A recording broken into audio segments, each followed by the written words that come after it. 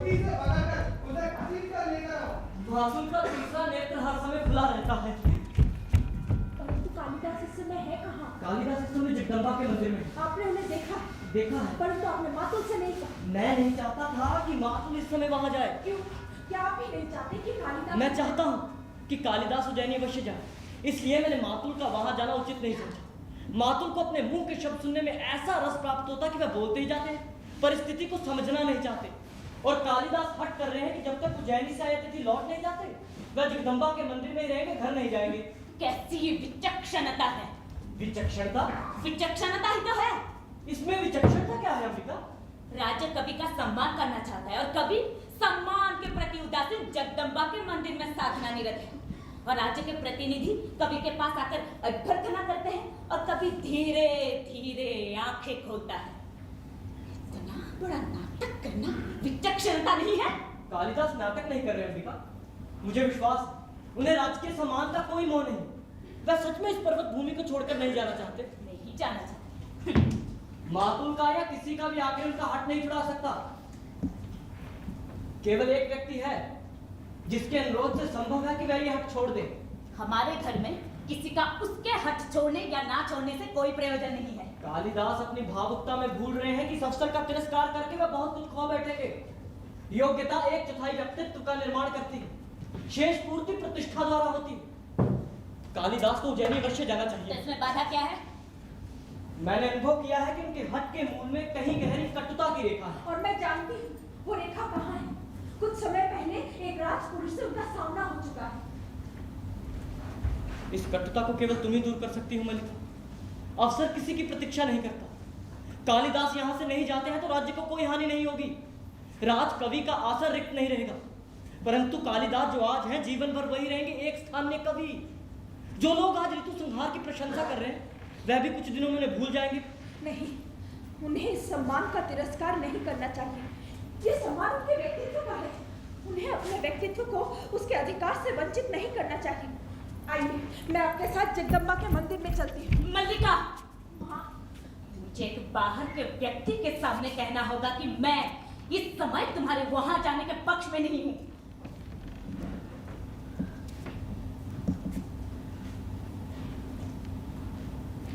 ये बाहर का व्यक्ति नहीं है अंबिका।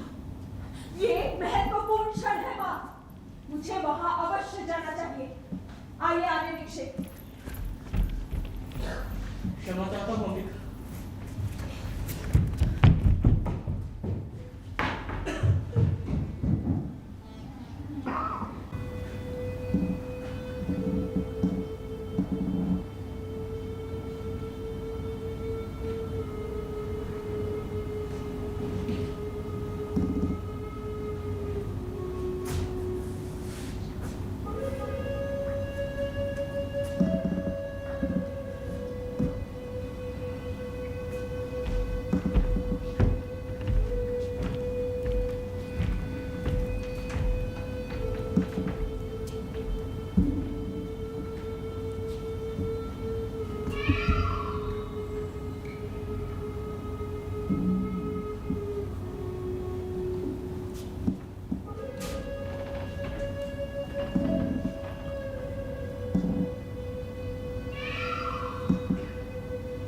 अंबिका का स्वास्थ्य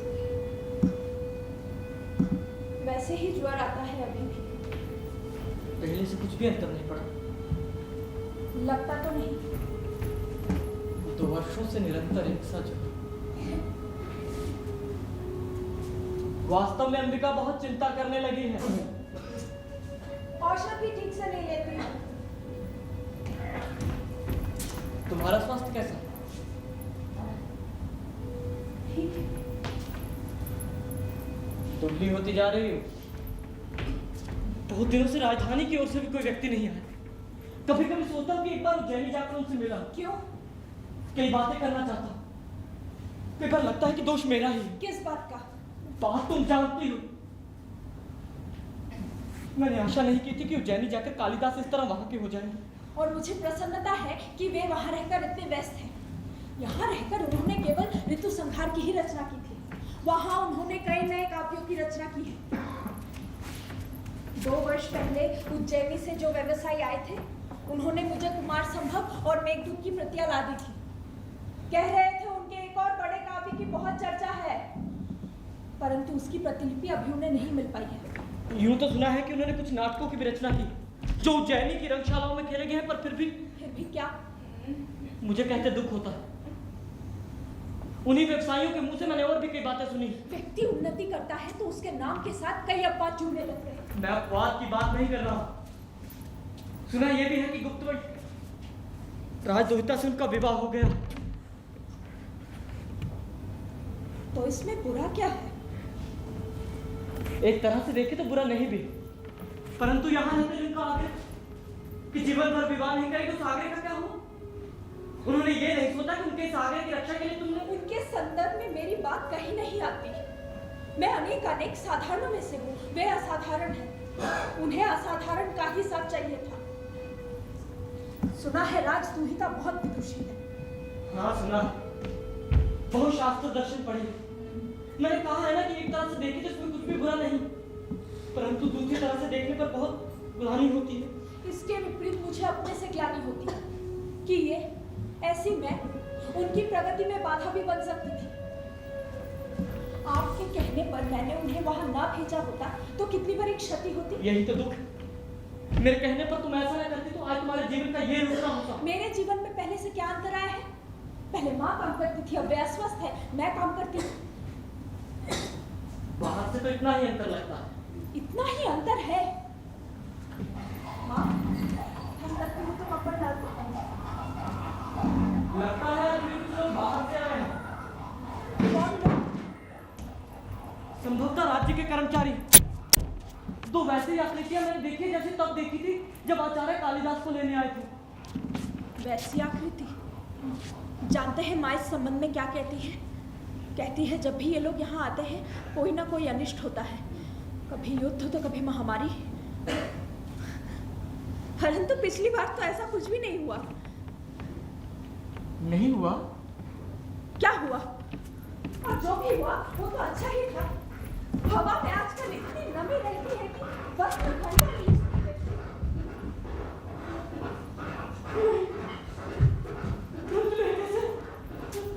सहसा उत्तेजित क्यों हो उठे आर्यवीक्षण? मैंने अभी एक प्रकृति को जाते हुए देखा। तो क्या हुआ? आपको भी माँ की तरह अनिष्ट की आशंका हो वो रही एक है? बहुत ही परिचित आकृति में लिखा।